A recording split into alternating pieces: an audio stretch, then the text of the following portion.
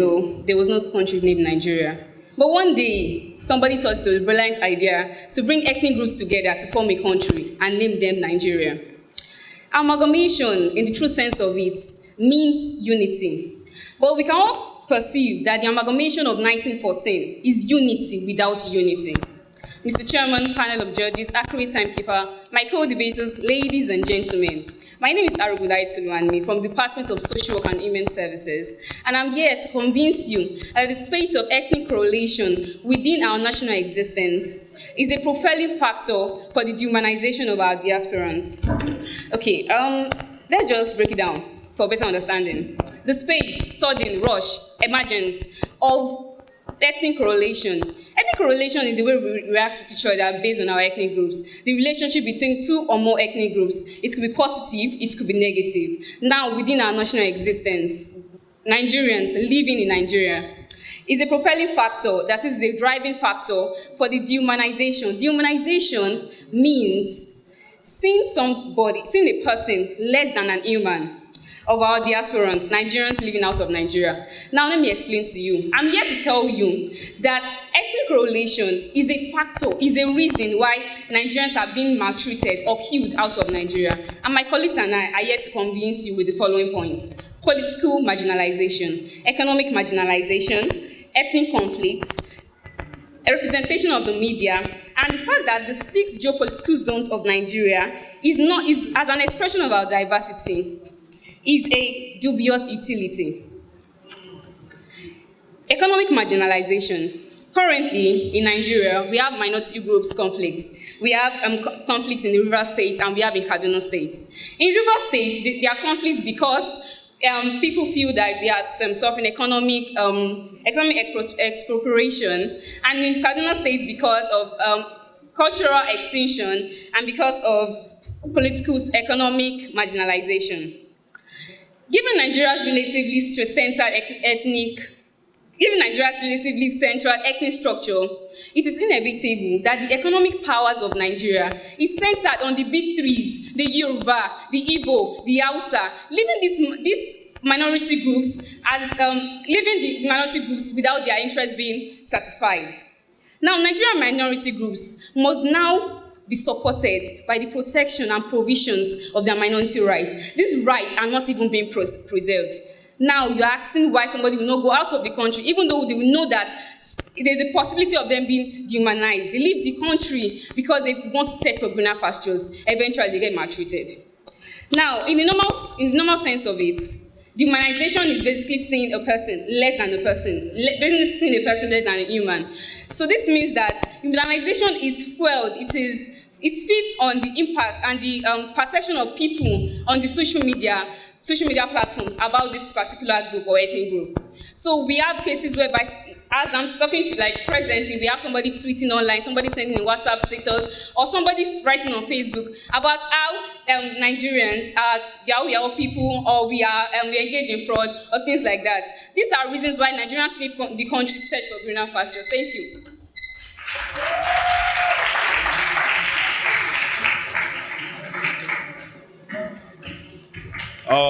Good evening, panel of judges, accurate timekeeper, my co-debaters. My name is Samuel Okiowo, 300 level banking and finance, and I'm here to oppose a topic which says that the spate of ethnic correlation within our national existence remains a propelling factor to the dehumanization of Nigerians in diaspora. All right, what is ethnic correlation? Ethnic correlation, okay, ethnicity. Ethnicity is the state of belonging to a particular social group with similar cultures, while correlation is the relationship between 2 or more variables. Okay, to me, that sounds like the state of uniting Nigeria together, or the state of Nigeria's unity. How can that cause dehumanization of Nigerians in diaspora? It can. Okay, let's look at the time when there was an actual spate of ethnic correlation within Nigeria. And that is the time that the British Empire took over Nigeria to colonize it. At the time, Nigeria we experienced increase in economic production. We experienced an increase in food production. We experienced an increase in money. Okay, so, I'm sorry. So, So we experienced an increase in all these things, but that was because we unified ourselves to work. We unified ourselves to work together and to achieve something actually great. Now now tell me how other countries will see this and they would want to dehumanize us. Do you see someone from America coming over here and being dehumanized? That is impossible. Okay. Now, the only reason why people from other countries will want to dehumanize Nigerians are probably because they, when they hear news about our politics, corrupt, fraudulent practice by other Nigerians in other countries. Okay, take for instance the incident that happened with the 21 Yahoo boys who were caught for credit card fraud by the FBI. You would tell me how people from other countries would look at that and they'll see you and they wouldn't relate that with you. That's just doesn't happen. Okay, I'm sorry. So, I'm gonna ask you again. Do you really think that ethnic correlation or unity actually promotes dehumanization by us, or from people of other countries?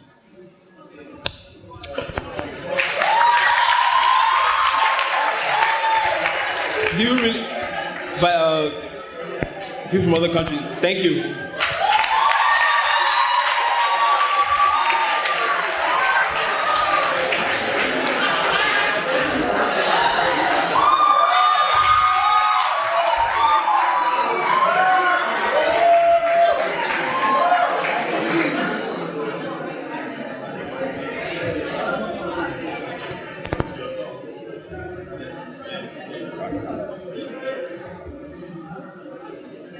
Permit me to stand on existing protocol. My name is Olonimoyo Ayodeji and I'm a student of social work. I'm here to build on the foundation laid by my colleague and further prove that the spate of ethnic correlation within our national existence remains a propelling factor to the dehumanization of our diasporans. United, we stand.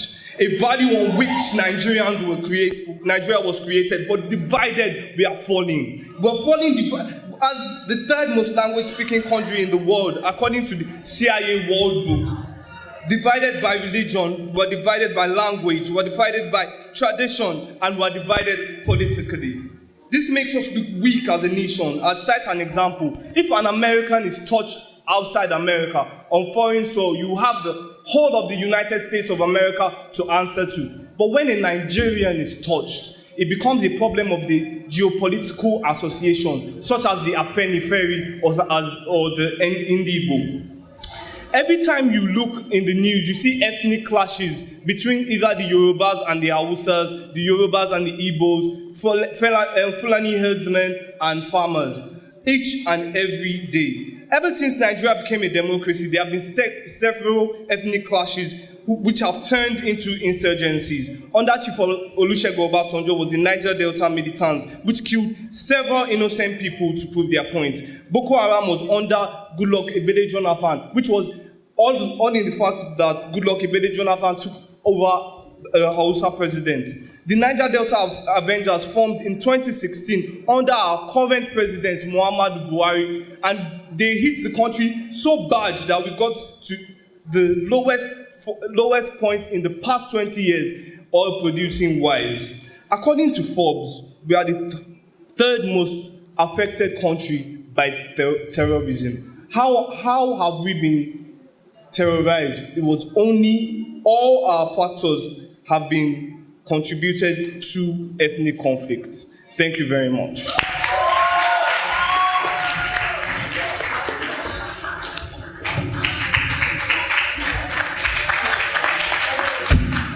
Standing on existing protocol, my name is David Tokumbo Rashid, and I'm here to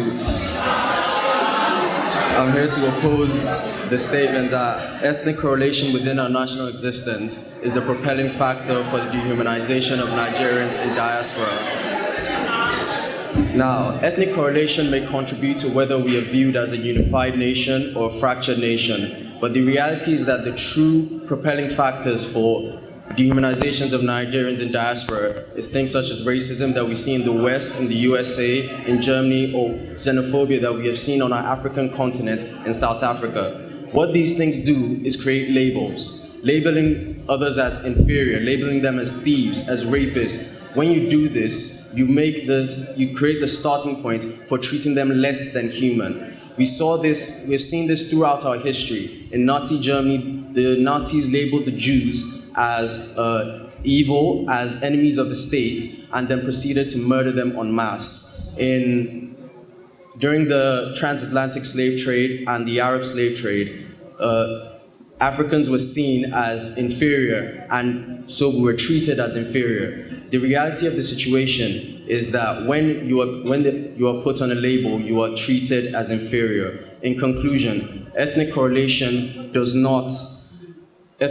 within a national existence does not bring dehumanizations, as others are not judged by what happens to them in their nation. Every nation in the world has situations of both positive and negative ethnic correlation. We saw it in the American Civil War between the North and the South, in China with the government prosecuting Chinese Muslims, and in India where light-skinned Indians are treated better than dark-skinned Indians. But yet it does not propel their dehumanization. So I ask you, why would it suddenly change for us? Thank you.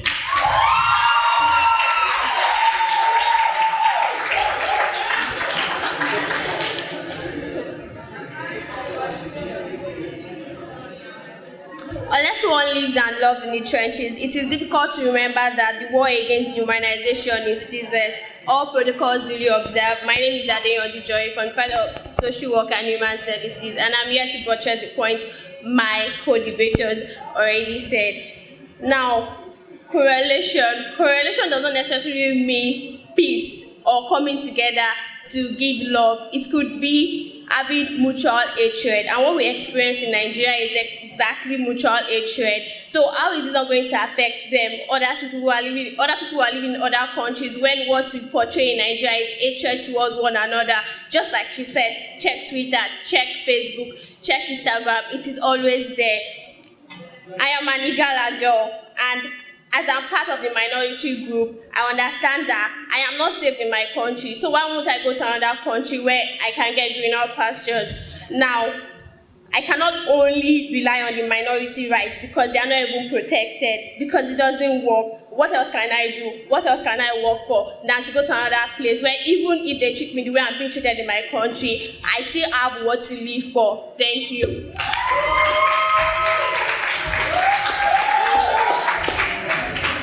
Standing on existing protocols, my name is Obunderemolu Atomisin, a student of banking and finance. We refuse to actually deal with the real factors that lead to this dehumanization, like racism, and other factors like we not having citizenship in other countries that we stay in, or our language barriers, but we focus on our ethnical problems, which is not actually a problem in the diaspora. And in conclusion, I think the ethical correlation is not a propelling factor because it's actually the human in us. Everywhere there's actually diversity in the country. Like in India, for the black and white people. In America, you have the black Americans and you have the white Americans. Racism, I actually want to... Racism basically is actually our major problem. The color, the race, and ethical correlation is actually, it doesn't have anything to do. Thank you.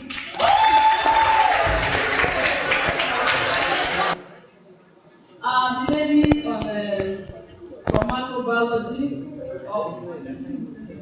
there's something we talk about in stage management. As you walk out, you have their head. It is not allowed. That's right. For every other person, that is out of stage management. It tells much about you not being composed. So while you walk to the microphone, deliver your message. Okay? And then like the MC had pointed out, most of you read, it is not allowed. Carry your point. Pick your point. These topics were very interesting. Very interesting. Pick your point and use examples to illustrate what you have to say. Because we have a lot of issues that you can use to illustrate this. So that's how you debate and convince your audience rather than confuse. Thank you. All right, thank you very much. Are there more comments from the judges? Okay, Finally, banking and finance and social work.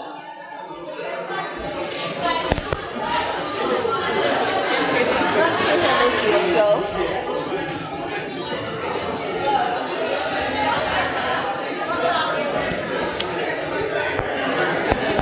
Banking and finance, 370. Social work, 380 points.